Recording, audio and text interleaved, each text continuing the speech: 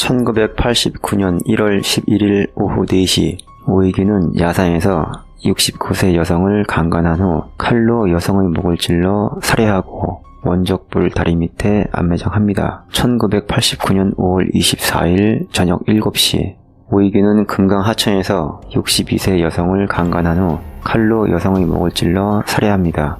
1989년 8월 12일 오후 1시 7살 여자아이를 자전거에 태워 뒷산으로 데려가 강간을 시도했지만 실패하자 목 졸라 살해하고 칼을 가지고 다시 뒷산으로 올라와 아이의 목과 온몸을 칼로 찌른 뒤 20cm 깊이 구덩이를 파 묻습니다. 당시 오이균의 나이는 17살. 한 마을에서 어린이를 포함한 3명을 강간 살해했음에도 징역 15년형을 받습니다. 당시 미성년자에게 내릴 수 있었던 최대치 선고였다지만 이건 뭔가 잘못돼도 한참 잘못됐습니다. 나이를 기준으로 일률적으로 형량을 자를 것이 아니라 범행 내용을 기준으로 미성년자에게 주어지는 살인면허와도 같은 특혜를 박탈하고 성인 기준을 적용해야 합니다. 2007년 4월 15일 아침 8시 45분 대전 대덕구 신탄진동의 지하 1층 다방 오이균이 현금 3만원을 훔쳐 주머니에 넣고 있을 때 외부 청소를 마치고 들어오던 종업원 47세 여성은 오이균과 맞닥뜨립니다.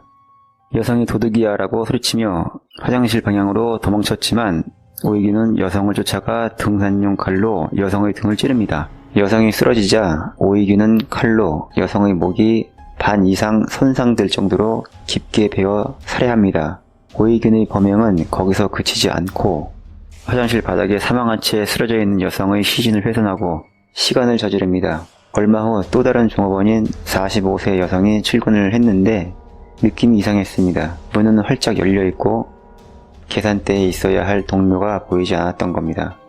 화장실 쪽으로 고개를 돌리는 순간 오이균과 눈이 마주쳤고 오이균은 칼로 여성의 배를 찌르고는 다방을 빠져나가 사라졌습니다. 여성은 천만다행 목숨은 구했지만 큰 상처를 입었습니다. 오이균은 칼과 성폭행을 도구로 사용하는 반사회성을 바탕으로 가학적 범죄를 저지르는 자였습니다. 또한 연쇄살인자를 사회에 풀어놓으면 어떻게 되는지 잘 보여주는 예입니다. 경찰 수사가 시작됐고 30대 후반에 키 175cm, 스포츠형 머리, 검정태 안경의 모습으로 범인의 몽타주가 만들어집니다. 실내에서 잔인한 범행이 이루어진 사건이지만 결정적 단서는 발견되지 않습니다. 결정적 단서로는 다방에서 500m 떨어진 도로변에 피 묻은 휴지, 1.5km 더 떨어진 금강천변에 범인의 것으로 보이는 검정색 점퍼가 발견됐으며 피 묻은 휴지와 점퍼에서 한 남성의 DNA가 발견되었고 점퍼 안에서는 칼 2자루와 크라비트라는 점안액이 발견됩니다. 크라비트 점안액은 전문 의약품으로 의사의 처방전이 있어야만 구입할 수 있다는 사실을 확인한 경찰은 병원 기록을 추적하지만 크라비트 점안액은 비교적 널리 쓰이는 제품으로 불특정 다수인 점안액 구매자들이 1000여 명에 이르렀습니다. 한편 한국처럼 아버지의 성을 이어받는 사회에서는 Y 염색체의 유전적 지표인 STR을 분석해 공통점을 찾는다면 범인의 성씨를 특정할 수 있다고 판단한 국가수에서는 성 염색체인 Y 염색체를 이용해 범인의 성씨를 가려내는 시도를 진행하고 있었습니다.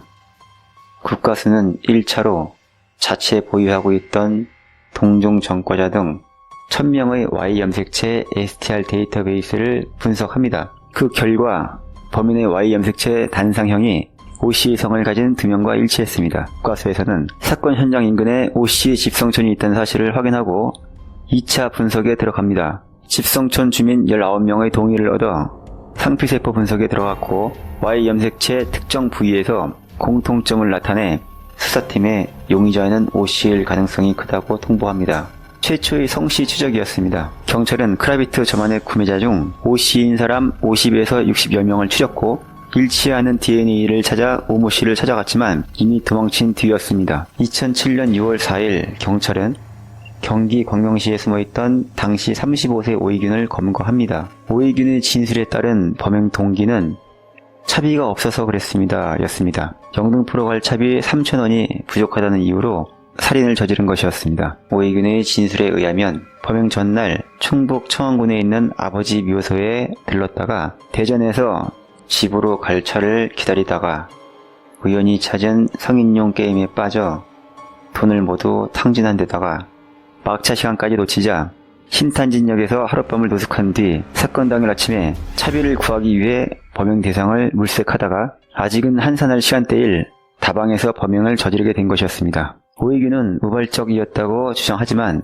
칼을 두 자루나 지니고 다니며 시체 훼손과 시간을 저지르는 2005년 출소한 연쇄살인 전과자의 말을 고지곧대로 믿을 수는 없는 노릇이었습니다. 검찰은 사형을 구형했지만 죄를 반성하는 점, 반사회성 성격장애를 앓는 점이 고려된다며 무기징역 선고로 현재 복역 중입니다. 2027년에 가석방 신청이 가능한 오해균은 잔인한 수법의 살인 4건으로 사실상 가석방이 불가능한 종신형일 것으로 보고 있습니다.